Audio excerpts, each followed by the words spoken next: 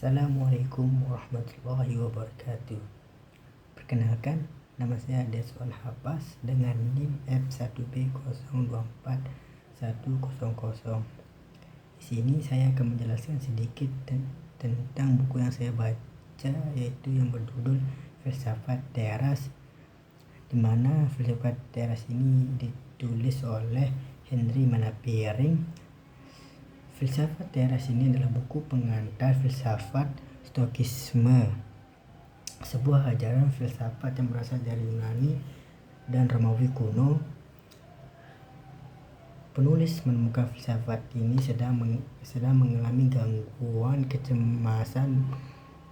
kecemasan berlebih dan mencari untuk menghadapinya. Dalam proses itu, ia menemukan bahwa filsafat Stoik menawarkan cara berpikir dan hidup yang bisa memberikan ketenangan, keteguhan mental, dan kebijakan dalam menghadapi hidup. Stoikisme sendiri berasal dari tokoh-tokoh seperti Epictetus, Marcus Aurelius, dan Seneca. Dan kita ke intinya. Yang pertama itu, isi dari buku ini adalah dikotomi kendali. Konsep utama dalam Stoikisme adalah membedakan antara dua hal. Yang pertama, hal-hal yang bisa dikendalikan seperti sikap, pikiran, tindakan kita, dan hal-hal yang tidak bisa dikendalikan seperti pendapat orang, cuaca, penyakit, masa lalu, dan lain-lain. Menurut Stoikisme, sumber penderitaan utama manusia adalah karena kita terlalu khawatir dan mencoba mengontrol hal-hal yang sebenarnya berada di luar kekuasaan kita.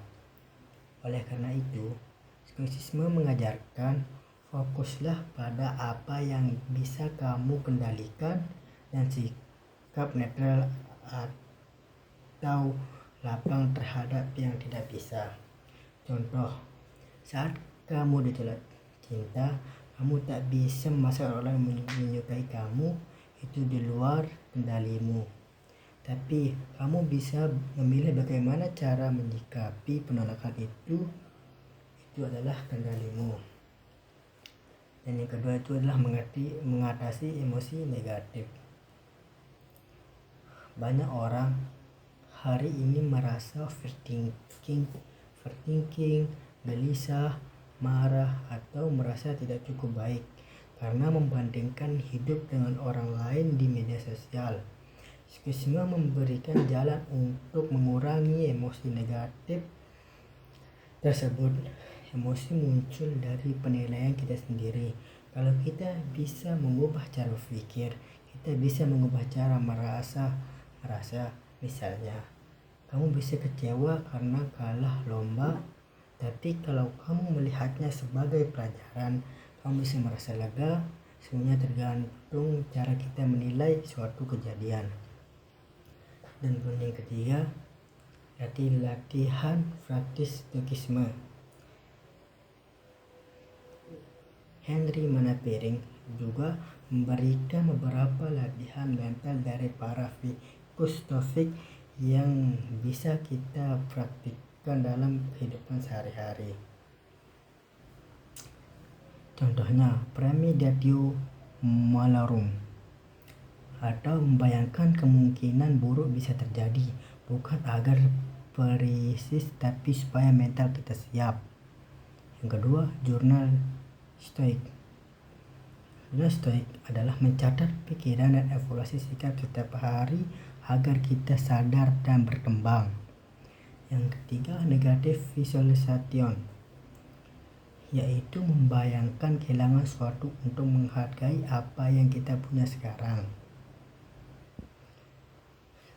Latihan ini membantu kita untuk lebih sadar bahwa tidak mudah panik dan tetap bersyukur pada apa yang kita punya sekarang dan tidak iri kepada orang lain. Dan yang keempat, hidup menurut alam dan kebajikan. Stoikisme percaya bahwa hidup yang baik adalah hidup yang melaras dengan akal sehat dan kebajikan. Atau 4 kebijakan utama Stoikisme adalah kebijaksanaan, keberanian, keadilan, dan pengendalian diri. Dengan menjadikan kebajikan sebagai dasar hidup, kita tidak akan mudah tergoda oleh kesenangan semu, tidak terguncang oleh kesulitan, dan teguh menghadapi tantangan yang kita hadapi sekarang. Yang kelima, relevansi zaman sekarang. Buku ini sangat cocok dibaca oleh siapapun yang sedang mencari keterangan dalam dunia yang semakin bising seperti zaman sekarang, zaman media sosial. Apalagi di era media sosial, tekanan terlihat sempurna atau FOMO yang disebut sekarang sebagai FOMO atau ikut-ikutan, dan gangguan kesehatan mental semakin meningkat karena tidak bisa memenuhi apa yang diinginkan atau terlalu memaksakan. Henry Manapere menulis dengan gaya yang ringan, lucu, dan tendensius. Ia membandingkan ajaran Kusuma dengan masalah-masalah seperti overthinking, perbandingan hidup di Instagram, terutama masa lalu. Sekian yang saya bisa sampaikan atas buku yang saya baca. Assalamualaikum warahmatullahi wabarakatuh.